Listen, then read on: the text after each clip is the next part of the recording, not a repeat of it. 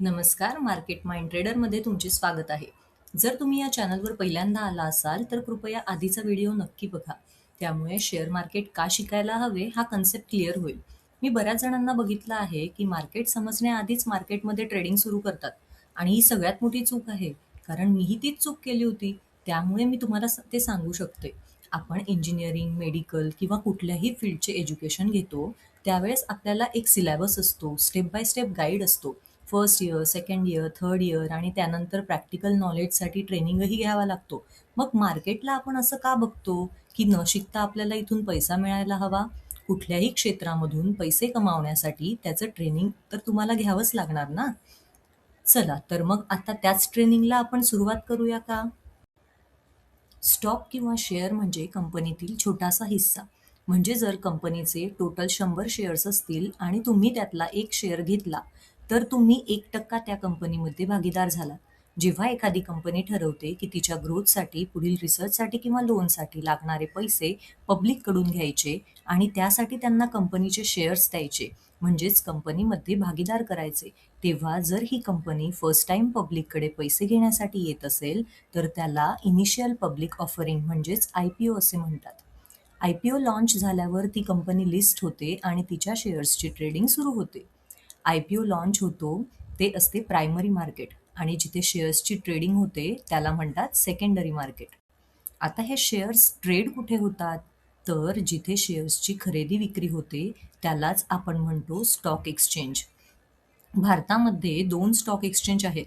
National stock exchange NSE आणि Bombay stock exchange BSE. National stock एक्सचेंजचा जो इंडेक्स आहे त्याला आपण म्हणतो निफ्टी 50 आणि बॉम्बे स्टॉक एक्सचेंजचा इंडेक्स आहे त्याला म्हणतो सेन्सेक्स 30. निफ्टी 50 हा भारतातील टॉप 50 कंपन्यांचा एक ग्रुप आहे. जसा आपण आपल्या वर्गात टॉप 50 स्टुडंट निवडतो ना, तसं स्टॉक मार्केटमध्ये टॉप 50 कंपन्या निवडल्या जातात आणि त्यालाच आपण निफ्टी 50 असं म्हणतो. थोडक्यात सांगायचं तर निफ्टी 50 हा मार्केटचा हेल्थ मीटर आहे. ग्रीन असेल तर मार्केट स्ट्रॉंग आणि रेड असेल तर मार्केट वीक. ट्रेडर आणि इन्व्हेस्टर सगळ्यात आधी निफ्टी 50 बघतात, कारण तोच मार्केटची डायरेक्शन दाखवतो. आता आपण बघूया मार्केटमधून पैसे कमवण्याचे कोणते मार्ग आहेत. एक आहे इन्व्हेस्टमेंट म्हणजेच गुंतवणूक, दुसरा आहे लाभांश आणि तिसरा आहे ट्रेडिंग. गुंतवणूक म्हणजे शेअर दीर्घकाळासाठी ठेवणे, जेणेकरून भविष्यात त्याची किंमत वाढेल आणि आपल्याला फायदा होईल. आज 100 रुपयाला घेतलेला शेअर काही वर्षांनी 200 रुपये झाला, तर हा इन्व्हेस्टमेंट प्रॉफिट. डिव्हिडंड म्हणजे कंपनीने कमावलेल्या नफ्यातून शेअर होल्डर्सला दिलेला हिस्सा. आता तुमच्याकडे 100 शेअर आहेत आणि कंपनीने 5 रुपये डिव्हिडंड दिला, तर तुम्हाला 500 रुपये मिळतात.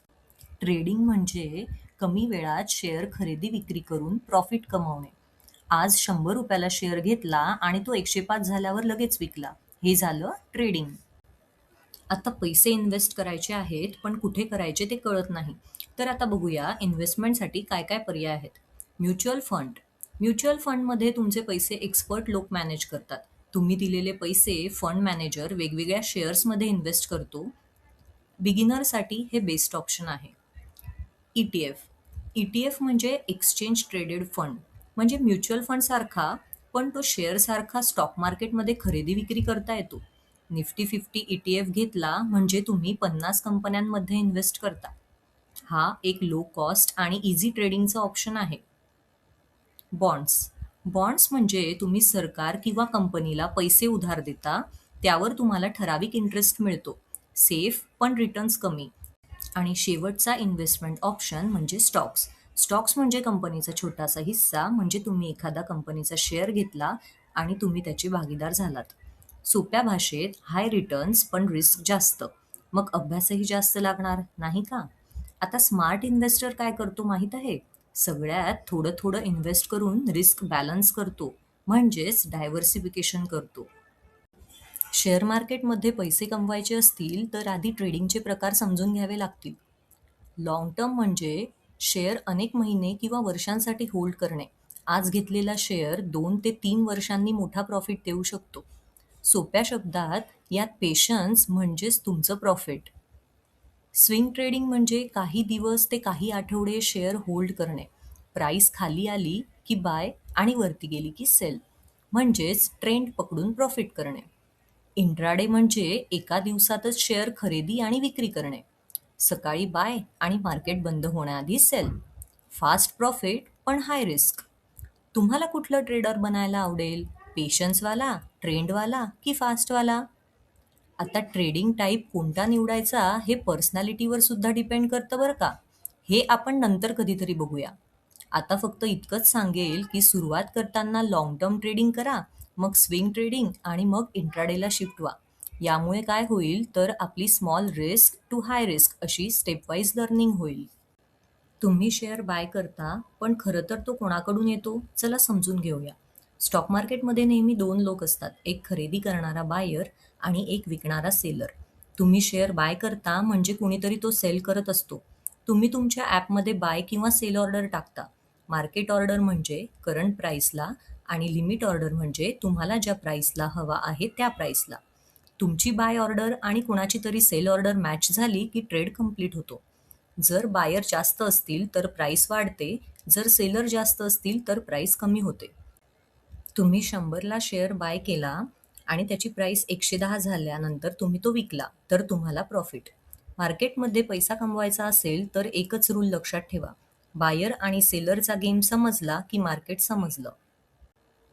ट्रेडिंगसाठी पॅन कार्ड, डीमॅट अकाउंट आणि बँक अकाउंटची गरज असते.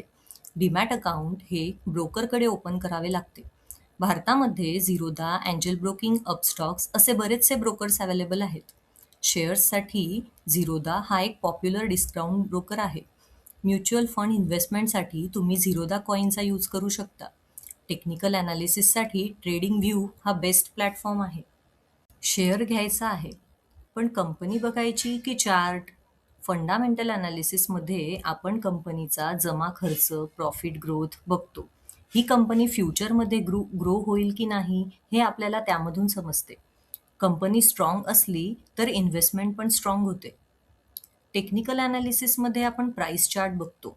त्यामधून आपल्याला चार्ट पॅटर्न, ट्रेंड, प्राइस कुठून वर जाईल आणि कुठून खाली जाईल हे समजते. मग फंडामेंटल ॲनालिसिस आपल्याला सांगते की काय खरेदी करायचे आणि टेक्निकल ॲनालिसिस आपल्याला सांगतं बाय आणि सेल कधी करायचं. लाँग टर्म इन्व्हेस्टर फंडामेंटल वापरतो तर ट्रेडर टेक्निकल वापरतो. तर स्मार्ट ट्रेडर दोन्ही ॲनालिसिस यूज करतात.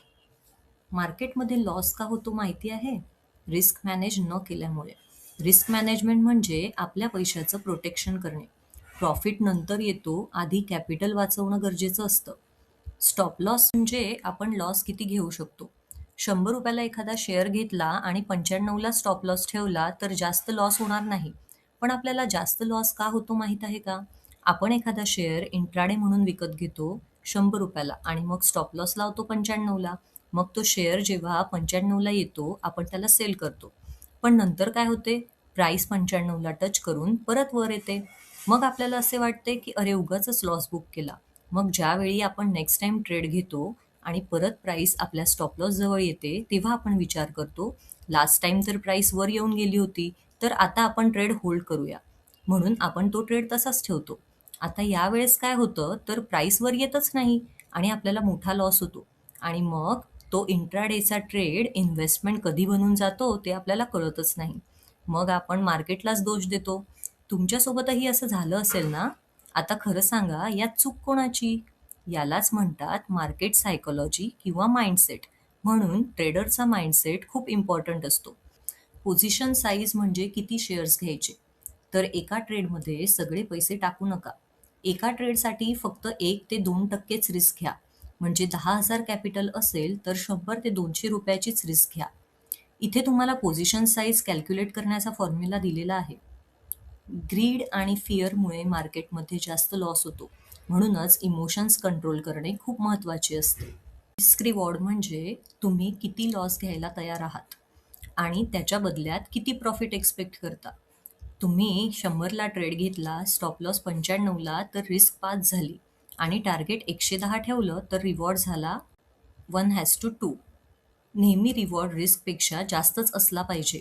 1:3 हा बेस्ट रिस्क रिवॉर्ड आहे. मार्केटमध्ये जिंकण्यासाठी परफेक्ट ॲक्युरसी लागत नाही, फक्त रिस्क रिवॉर्ड स्ट्रॉंग हवा. मार्केटमध्ये टिकायचं असेल तर आधी ट्रेडर नाही, रिस्क मॅनेजर बना. शेअर बाजारात टिप्सवर नाही तर टेक्निकलवर विश्वास ठेवा. कन्सिस्टन्सी आणि डिसिप्लिन म्हणजेच खरा पैसा. आणि ट्रेड घेण्यापूर्वी प्लॅन करा आणि ट्रेड घेतल्यावर तोच प्लॅन फॉलो करा. हाच शेअर मार्केटचा गोल्डन रूल आहे. जर काही डाऊट्स असतील तर कमेंट्समध्ये नक्की कळवा. मी पुढच्या व्हिडिओमध्ये तुमचे डाऊट सॉल्व्ह करण्याचा प्रयत्न नक्की करेल. साठी चॅनलला सबस्क्राईब करायला आणि बेल बटन क्लिक करायला विसरू नका. आणि व्हिडिओ आवडला असेल तर लाईक अँड कमेंट्स नक्की करा. Bye bye.